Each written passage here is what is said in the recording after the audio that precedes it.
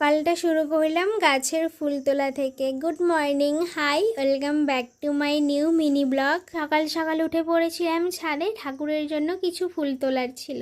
আর দেখো আমাদের ছাদে গিয়ে শুয়ে আছে পিল্লু মশাই, শুয়ে আছে।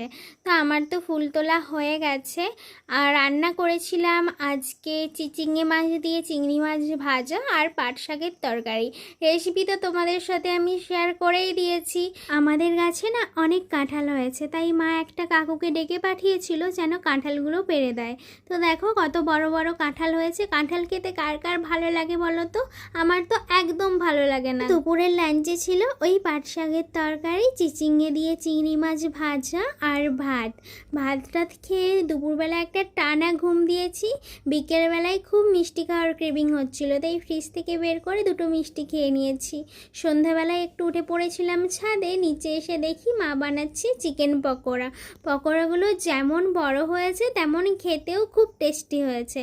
আজকে পকোড়া খেয়েই ডিনারটা সেরে ফেলেছি। এখন আসি, দেখা হচ্ছে নেক্সট কোনো ভিডিওতে। বাই।